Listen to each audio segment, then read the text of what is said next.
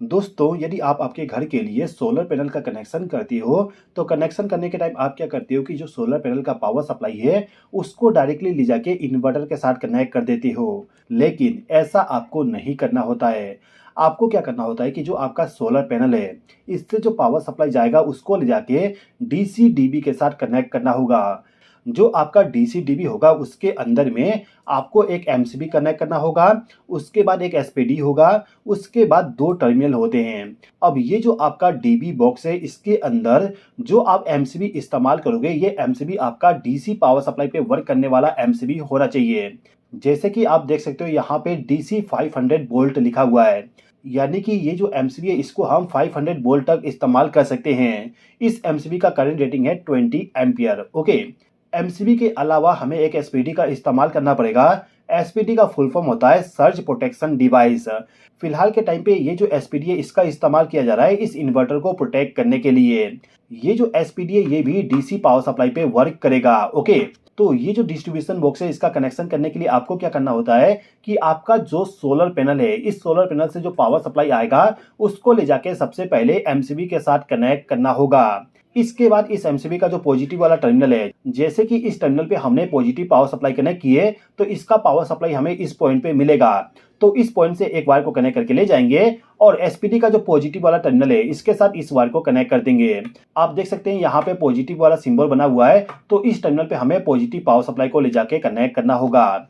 ये जो नेगेटिव वाला टर्मिनल है इस पे हमें नेगेटिव पावर सप्लाई को ले जाके कनेक्ट करना होता है। तो ये जो एसपीडी है इसको हमने इनकमिंग पावर सप्लाई दे दी है। अब ये जो पॉजिटिव पावर सप्लाई है इसी में से एक वायर को कनेक्ट करके यहाँ पे जो टर्मिनल ब्लॉक है इसके साथ इसको कनेक्ट कर देंगे। फिलहाल के टाइम पे मैंने पॉजिटिव वायर को कनेक्ट कर दिया। अब ये जो नेगेटिव वायर है इसको भी ले जाके इस वाले टर्मिनल ब्लॉक के साथ कनेक्ट कर देता हूँ। अब ये जो मेरा इन्वर्टर है, इस इन्वर्टर में जो पावर सप्लाई जाएगा वो इस टर्मिनल ब्लॉक से जाना चाहिए। तो यहाँ से वायर को कनेक्ट करके इन्वर्टर को पावर सप्लाई प्रोवाइड कर दूंगा। अब इसके बाद में आपको क्या करना होता है कि ये जो एसपीडी है, इस एसपीडी का जो ये वाला टर्मिनल है यानी कि अर्थिंग वाला जो टर्मिनल है, इस टर्मिनल के साथ आपको अर्थिंग को कनेक्ट करना होता है। अब यहाँ पे हम ये समझ लेते हैं कि आखिर हमें क्यों डीसी डीबी का इस्तेमाल करना चाहिए। जैसे कि आपको मालूम है दोस्तों, जो हमारे घर का वोल्टेज होता है, वोल्टेज कभी कभी अचानक से बहुत ही ज्यादा बढ़ जाती है। यदि आपके घर का वोल्टेज बहुत ही ज्यादा बढ़ जाएगा तो उस कंडीशन में जो आपके घर का इलेक्ट्रिकल डिवाइस होता है वो डिवाइस खराब हो जाते हैं। तो यदि आप चाहते हो कि आपके घर के इलेक्ट्रिकल डिवाइस को प्रोटेक्ट करना, तो उस कंडीशन में आपको इस्तेमाल करना पड़ता है एसपीडी।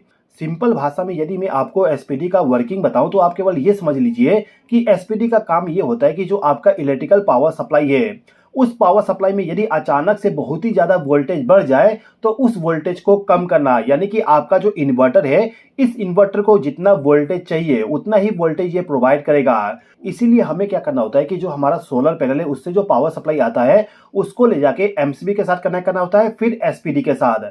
एमसीबी का इस्तेमाल करने से हमें ओवर करंट और शॉर्ट सर्किट का प्रोटेक्शन मिल जाता है और ये एसपीडी हमें सर्ज वोल्टेज से प्रोटेक्शन प्रोवाइड कर देगा।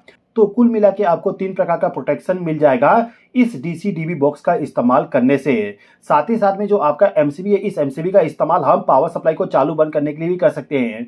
जैसे कि आपका जो इन्वर्टर है, इस इन्वर्टर पे यदि आपको वर्क करना है तो डीसी पावर सप्लाई को बंद करना पड़ेगा। डीसी पावर सप्लाई को बंद करने के लिए हम डायरेक्टली इस एमसीबी को ऑफ कर सकते हैं। तो दोस्तों, मैं उम्मीद करता हूं कि आपको ये वीडियो पसंद आया होगा। वीडियो पसंद आए तो लाइक कर दीजिए, चैनल पर नए हो तो सब्सक्राइब कर लीजिए। इस वीडियो को देखने के लिए धन्यवाद।